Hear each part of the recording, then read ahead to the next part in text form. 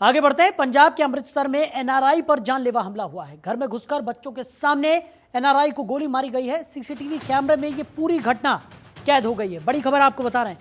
तो पंजाब के अमृतसर में एनआरआई पर यह जानलेवा हमला हुआ, जहां घर में घुसकर एनआरआई के बच्चों के सामने उसे गोली मार दी गई। तो सीसीटीवी कैमरे में यह पूरी घटना कैद हो गई है। बड़ी खबर आपको बता रहे हैं। पंजाब के अमृतसर में घटना घटित हुई है, जहां एनआरआई पर जानलेवा हमला किया गया है। घर में घुसकर बच्चों के सामने एनआरआई को गोली मारी गई है। सीसीटीवी कैमरे में यह पूरी घटना कैद हो गई है। बड़ी खबर आपको बता रहे हैं। तो पंजाब के अमृतसर में एनआरआई पर जानलेवा हमला हुआ है। घर में घुसकर एनआरआई को गोली मारी गई है। सीसीटीवी कैमरे में यह पूरी घटना कैद हो गई। बड़ी खबर आपको बता रहे हैं।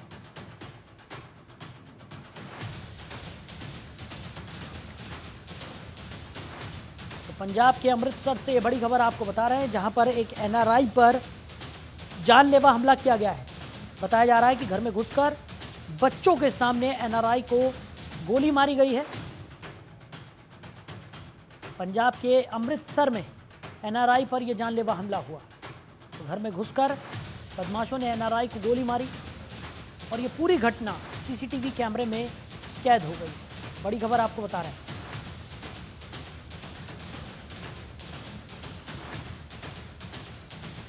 पंजाब के अमृतसर में एनआरआई पर यह जानलेवा हमला हुआ है। घर में घुसकर बच्चों के सामने एनआरआई पर गोलियां चलाई गई, एनआरआई को गोली मारी गई और ये पूरी घटना सीसीटीवी कैमरे में कैद हो गई।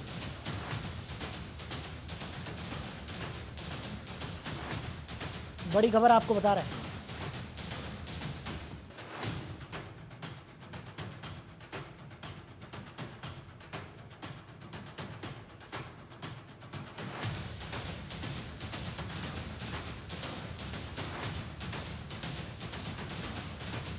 तो पंजाब के अमृतसर में एक एनआरआई पर जानलेवा हमला किया गया है।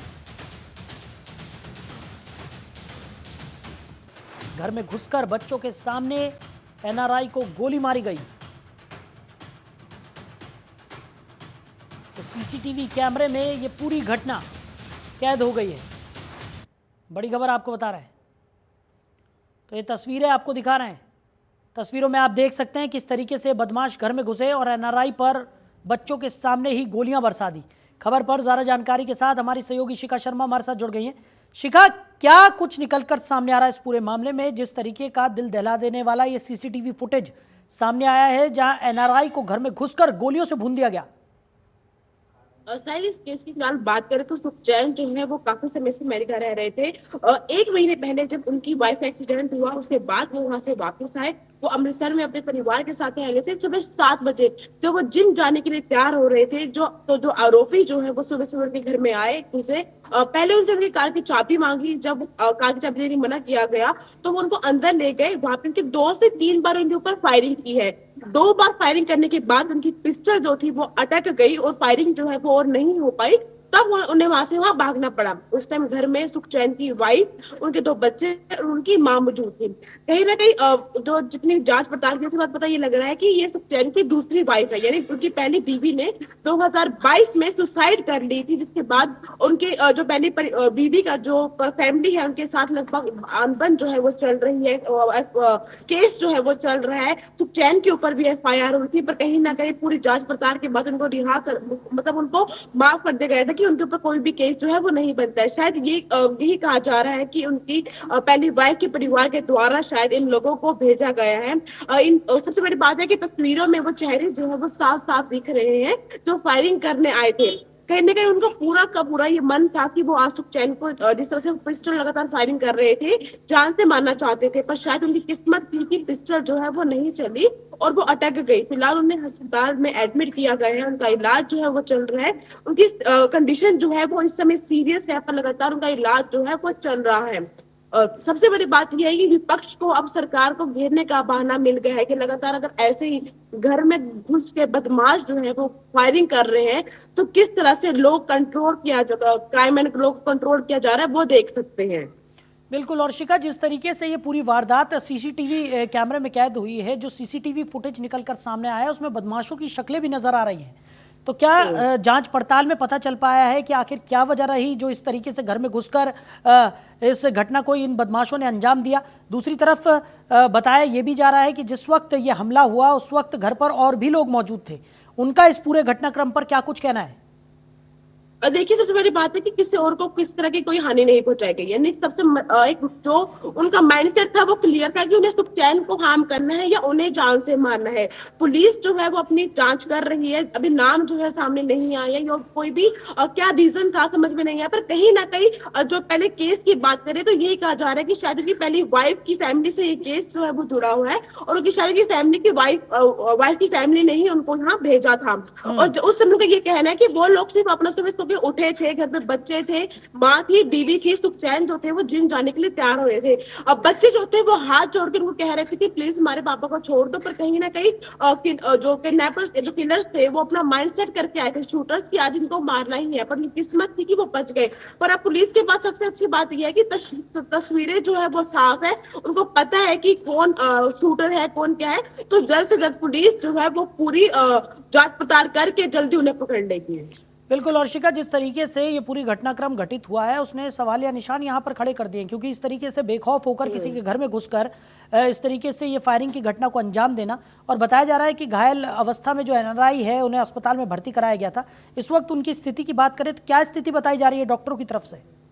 देखिए, उनकी स्थिति जो है अभी थोड़ी सीरियस है, क्योंकि कहने 2 गोली जो लगातार चली है, 3 गोलियां चलाई गई थी पर तीसरी गोली जो थी वो लगी नहीं थी और 2 गोलियां जो है वो लग गई है। उनकी सीरियस इस टाइम थोड़ी कंडीशन सीरियस में है वो, पर लगातार उनका इलाज जो है वो चल रहा है।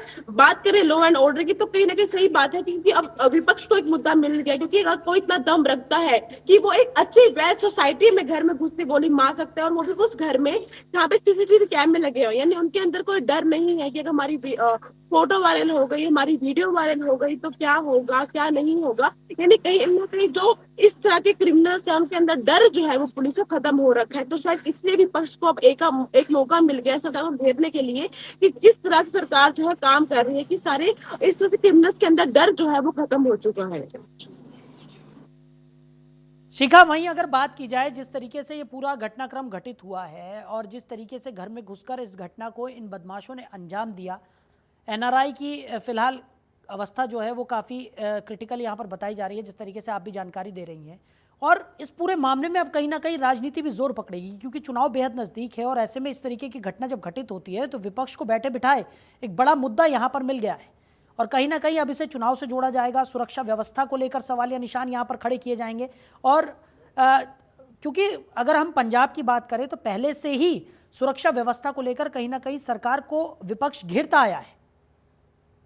देखिए, सबसे बड़ी बात यह है कि लगातार पंजाब की सीएम जो है वो आम आदमी पार्टी को मजबूत करने के लिए लगातार वो हरियाणा में आते हैं, पंजाब का वो हवाला देते हैं कि वहाँ पे क्राइम जो है रुक गया है, एजुकेशन अच्छी हो रही है। तो अगर इस तरह की घटनाएं होती रहेंगी तो लगातार कहीं ना कहीं हरियाणा और पंजाब दोनों की जो बीजेपी है उन्हें मौका मिल जाएगा पंजाब के सीएम को घेरने के लिए और आम आदमी पार्टी को घेरने के लिए कि तुम अपना पंजाब नहीं संभाल पा रहे हो तो तुम किस तरह से हरियाणा में आम आदमी पार्टी को लाने की तुम बात कर सकते हो। यानी कहीं ना कहीं यहाँ पर एक मौका मिल गया है पंजाब और हरियाणा दोनों की सरकारों को उनको घेरने के लिए। और लगातार अब चुनाव बहुत नजदीक है ऐसे में, और अब सिर्फ आज 24 तारीख हो गई है, 35 से 37 दिन जो है वो अब इलेक्शंस में रह गए। ऐसे में कहीं ना कहीं अगर ऐसी घटनाएं होती है तो सरकार को एक मौका मिलता है विपक्ष के ऊपर तंज कसने के लिए और अपने आप को मजबूत दिखाने के लिए कि हमारे यहाँ इस तरह की दुर्घटनाएं शायद जो है वो नहीं हो रही है।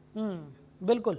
और शिखा, जिस तरीके से ये पूरी वारदात घटित हुई है, पुलिस के भी यहाँ पर जिम्मेदारियाँ काफ़ी ज़्यादा बढ़ जाती हैं क्योंकि सीसीटीवी फुटेज पुलिस के पास है और जिस तरीके से फुटेज में ये पूरा घटनाक्रम दिखाई पड़ रहा है, ये बदमाश बाइक पर आते हैं, घर के अंदर घुसते हैं और बड़े ही बेखौफ अंदाज में ये इस पूरी वारदात को अंजाम देते हैं। और जिस तरीके से ये लोग वहाँ पर चहलकदमी कर रहे हैं, इससे कहीं ना कहीं ये भी प्रतीत होता है कि हो सकता है कि घर वाले भी इन आरोपियों को जानते थे, यानी कहीं ना कहीं कोई जान पहचान यहाँ पर निकलने की उम्मीद जताई जा सकती है। साहिल, जो हम तस्वीरें देख रहे हैं वो बहुत कॉन्फिडेंस से आए, उनको उन्होंने नॉक किया, वो आराम से अंदर आए, फायरिंग करी। यानी कहीं ना कहीं वो दिख रहा है कि उनके अंदर कोई डर नहीं है। उन्हें पता भी होगा कि अगर यहाँ पे कैमरे लगे हैं या तो हम बच जाएंगे या हमें कोई फर्क नहीं पड़ता, या तो वो ऐसे शूटर्स हैं जिनको कोई फर्क ही नहीं पड़ता, अगर पुलिस अरेस्ट कर भी ले तो हमको इस चीज से कोई फर्क नहीं पड़ने वाला है। और कॉन्फिडेंस उनके चेहरे पे जो है वो साफ साफ दिख रहा है, वो आराम से अपना शूट कर रहे हैं। और कुछ कोई और शूटर होता है वो शूटिंग करने के बाद वहां से भाग जाता है, पर नहीं, वो आराम से अपना बाइक पे आए, शूट करके आराम से अपनी बाइक पे जा भी रहे हैं। यानी पड़ोस के लोगों को भी कोई डर नहीं है कि पड़ोस से कोई पकड़ लेगा या घर से कोई पकड़ के हमें बंद कर देगा कमरे में या कुछ भी है। तो कहीं ना कहीं हो सकता है कि ये लोग जो है वो परिवार के जानने वाले भी हो, तो जब जांच पड़ताल पूरी होएगी, जब अगर ये कहा जा सकता है कि वो परिवार के जानने वाले नहीं थे, क्योंकि अगर परिवार के जानने वाले होते तो कहीं ना कहीं अब तक जो बयान आए हैं फैमिली की तरफ से वो नाम और बिल्कुल। रिश्ते जो है वो बता देते कि जानते हैं या नहीं जानते हैं। हाँ, ये जो हो सकता है कि जो जानने वाले हैं उनमें से किसी ने भेजा हो, जिन्होंने बता रखा हो कि हाँ इस यहाँ से तुम एंट्री करो, यहाँ पे ये गेट है, यहाँ से तुम हाँ, जा यानी इस सकते हो, पूरे मामले या में कहीं ना पूरे कहीं एक परिवार को रेकी पता की है। गई हो और उसके बाद इस घटना को अंजाम दिया गया हो। चलिए शिखा, हमारे साथ जुड़ने के लिए, इन तमाम विस्तृत जानकारियों के लिए आपका बहुत शुक्रिया।